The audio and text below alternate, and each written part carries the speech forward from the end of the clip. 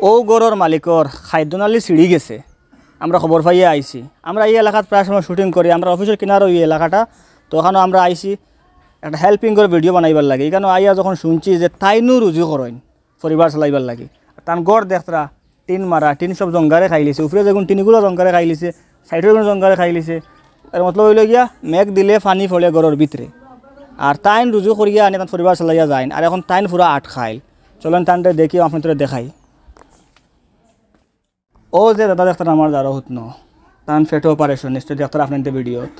তার বয়স 65 হইয়া আছে, আর তার ফুয়াইন নাই। ফুড়ি 3টা 2টা বিয়া দিয়েছেন, একটা এখনও বড় রয়েছে।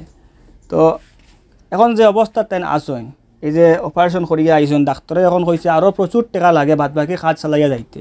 তাছাড়া এখান থেকে শিলচার লইয়া যাওয়া আওয়াত প্রায় একবারে নাইলেও 3000 টাকা খরচ হয়, গাড়ি ভাড়া বা অন্যান্য তো খানি উনি খাইলে।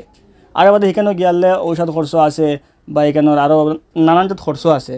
তো অলমোস্ট 40-50 হাজার টাকা আবো লাগে এই বেমার থেকে তাই সারিয়া উঠতে। তো আপনার এতে হেল্প করতে থানতে, আর তাই মানে আজিরা কাম করুন করিয়া পরিবার চালাইন। আর কোনো একটা বাড়ি বস্তু উঠানিত লাগিয়া হয়তো অতিরিক্ত বাড়ি থাকার কারণে মানে টান খাইয়া খাদ্যনালীর ভিতরে ছিঁড়ি গেছে, ডাক্তারে কইছে।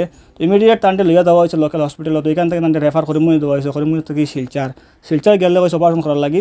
তো অপারেশন করিয়া বর্তমানে তাই কেন আইয়া বাড়ি থুতন নিয়মে তাই এখন ডাক্তার আসলো এখন হসপিটাল, কিন্তু টাকার অভাবে বর্তমানে তাই বাড়ি থুতন।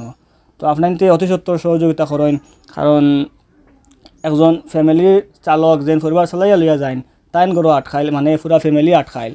তার কারণে এখন আপনাইতে সহযোগিতা করতা এবং এই পরিবারে আবার সবল করে তুলতা, আবার আগের মতো করিয়া তুলতা। আমার তোরা সাহায্য করো, কাম নাইতে আমার কোনো অস্তিত্ব নাই। আপনাদের লোকে আমি দোয়া করবো, আল্লাহ বাসাইয়া না করতে পারে। বেমার হইল গিয়া একটা নিয়ামত, আল্লাহর তরফ থেকে একটা পরীক্ষা।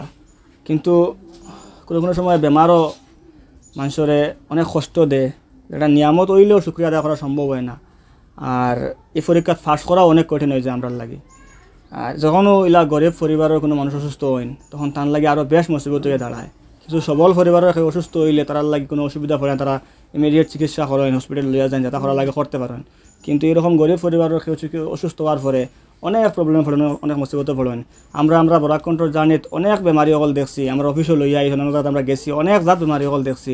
তো আমরা মানুষের লগে মানে মিলিয়া বুঝতে পারি যে কীরকম মানে পরিশ্রমের মাঝে আসেন।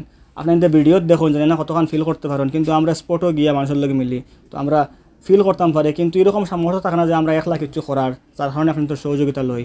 তো দয়া করে আপনি এই দাদারে সহযোগিতা করেন। ভিডিওত QR কোড দেওয়া আছে, স্ক্যানার দেওয়া আছে, ফোনপে নাম্বার দেওয়া, সব কিছু দেওয়া আছে। তো যেরকম পারেন আপনি সহযোগিতা করেন এবং ভিডিও শেয়ার করিয়া অন্যরাও সহযোগিতা করার সুযোগ করিয়া দিন। ধন্যবাদ।